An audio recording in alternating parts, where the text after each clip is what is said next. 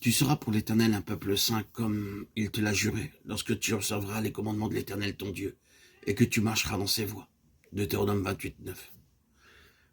Les Benjamites permirent à quelques Jébusiens de rester à Jérusalem au début. Ils y vivaient comme esclaves. Plus tard, ils devinrent une nation très puissante. Lorsque David et ses hommes arrivèrent à Jérusalem, les Jébusiens se moquèrent de David. Ils dirent « Qui est David ?» Même un aveugle ira combattre David. Ils avaient gagné tellement de terrain à Jérusalem qu'ils se moquaient de David et ridiculisaient l'homme de Dieu. Combien il est triste de voir que nous, en tant que croyants, nous essuyons beaucoup de pertes. Je m'adresse à ceux qui sont nés de nouveau. Il est vrai que pendant un court temps, ils avaient connu une joie abondante, un grand zèle, une grande paix et une grande faim pour la parole de Dieu. Mais maintenant, on les trouve dans les ténèbres, la défaite, la jalousie et la stérilité. Parce que, non pas un, mais plusieurs Jébusiens ont trouvé le chemin de leur cœur, de leur foyer et de leur famille.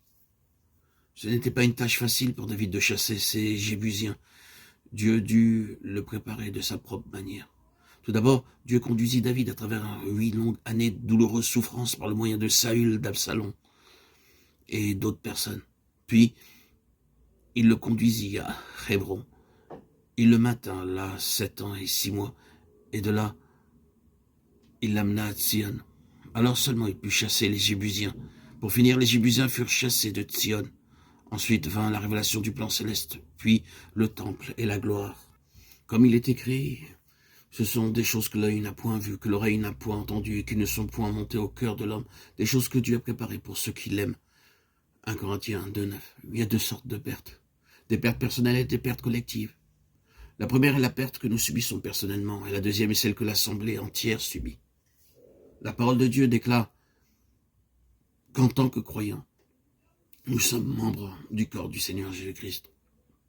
Chaque membre du corps est très nécessaire et précieux. Certains sont de petits membres, mais ils ont un rôle très important dans le corps. Lorsqu'un membre souffre, tout le corps souffre. Lorsqu'en tant que croyants, nous menons une vie de perte et de stérilité, alors tout le corps, l'Église du Seigneur Jésus-Christ en souffre. Notre perte est une perte qui affecte l'Église entière.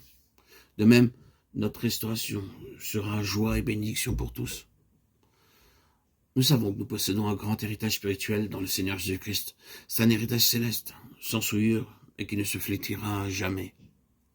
Aucun homme ne peut pleinement comprendre cela. Cependant, nous continuons à mener une vie de défaite et de faillite, parce que nous ne savons pas comment jouir de notre héritage céleste. Dieu apparut à Abraham et lui dit si clairement, va-t'en de ton pays, de ta patrie, de la maison de ton père, dans le pays que je te montrerai. Il obéit à Dieu, mais par une seule erreur, il introduisit une lourde perte dans sa vie. Cette perte résulta d'une mauvaise compagnie. À cause de Lot, Dieu n'était pas en mesure de parler clairement à Abraham. Dieu l'avait conduit depuis le tout début, mais il arriva à un point d'arrêt, car à cause de Lot, Abraham avait perdu le sens de la présence de Dieu. S'il devait y avoir un recouvrement, cela ne se pouvait que par la séparation. Dieu apparut de nouveau à Abraham, mais seulement après que Lot se fût séparé de lui. À cause de quelques Lot, tels que le neveu d'Abraham, quelques Lot dans votre vie, vous n'êtes pas en mesure de jouir d'une communion véritable avec Dieu. Lorsqu'Abraham se sépara de Lot, son neveu, Dieu lui devint alors réel et put parler à Dieu comme un homme parle à un homme, comme auparavant.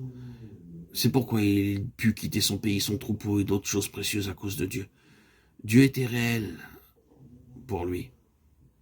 Quand Lot était avec lui, Dieu se taisait. Il a parfois pu penser, que ferais-je? Mais Dieu ne lui aurait pas répondu, à moins que Lot ne se sépare de lui.